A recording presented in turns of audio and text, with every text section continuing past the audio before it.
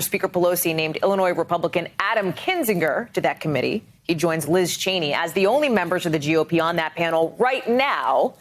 But again, the speaker is hinting she may add more. With me now is one of the Democrats of that January 6th Select Committee, Congressman Adam Schiff, Democrat from California. Congressman, good morning, and thank you very much for being back on the show. It's great to be with you. So let me start there with the potential for more members of the GOP to be added. Will she and should she add more Republicans to your committee? What's your view? Well, I will leave that decision to the speaker, but the speaker did approve of 3 of McCarthy's appointees, and I think it would still be appropriate to seat them, but McCarthy is refusing to do so. But I think, frankly, the composition of the Select Committee is shaping up very well. I think both Liz Cheney and Adam Kinzinger are serious about getting to the truth of January 6th. In that respect, we all share the same mission. We want to bring out the facts. We want to know what led to that deadly attack. We want to know what we need to do to protect the country going forward. So it's well composed already. But if there are other Republicans that are serious about the mission, we should be open to that possibility as well. Would you be satisfied if the composition of the committee were the 9 members that we have showed here on the screen here and only those 9 members? Is that enough for you?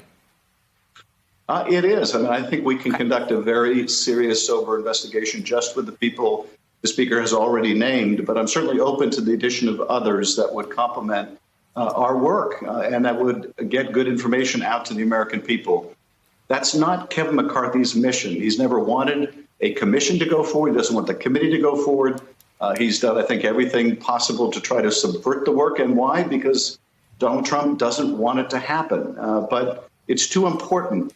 This was a brutal assault, the first effort to interfere with the peaceful transfer of power in our history.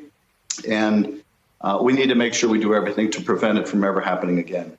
I have to ask you about the idea of bipartisanship on this commission, because, you know, there are those who say, well, it needs to have an equal number of Republicans as Democrats. There are others who point out you can't, you know, why seat Republicans who don't even believe that the insurrection was actually an insurrection in the first place? Ted Cruz say it's a sham. This is some of the Republican reaction here. Pat Toomey says it's politically advantageous for Democrats to keep this issue front and center. And then Kevin McCarthy, who you referenced a moment ago, is accusing Speaker Pelosi of structuring this committee to satisfy her political objectives. What is your response to those Republicans? Well, these Republicans are all talking out of both sides of their mouth because we offered a commission that was 5 Democrats and 5 Republicans, in which not a single subpoena could be issued unless at least one member of the other party agreed to it. They turned it down, and they turned it down in bad faith. They turned it down because they didn't want the investigation to go forward. So now they're complaining, having turned down a commission of equal members, that now there's a select committee that has been established by the speaker. The only common denominator is they don't want the truth to come out. They want to whitewash history. They want to suggest that this was a normal tourist day. They don't want to expose the big lie to any further public scrutiny.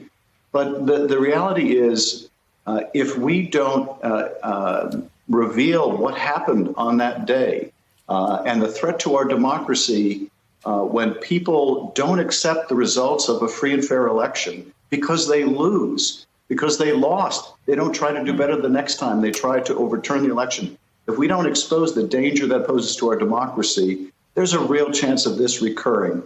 So the mission is that important, and we're going to go forward no matter what kind of sniping we hear from the sidelines. Congressman, with your permission, I'd like to do a little bit of a faster pace, almost lightning round, if you will, because there's some facts of the matter that I'd like to get laid out from you.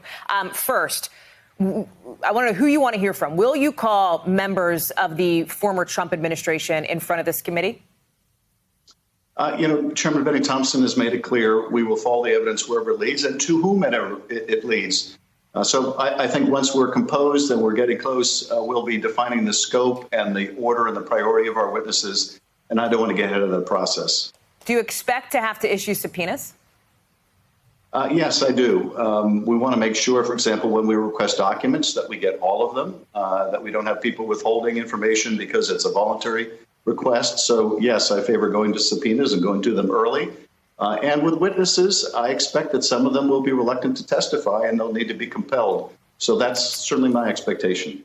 Two more for you. Timetable. Do you think you will wrap this up by the end of the year? Are you even putting a timetable on this, or could it stretch even longer given what we've seen in past select committees that have gone on in some instances for years?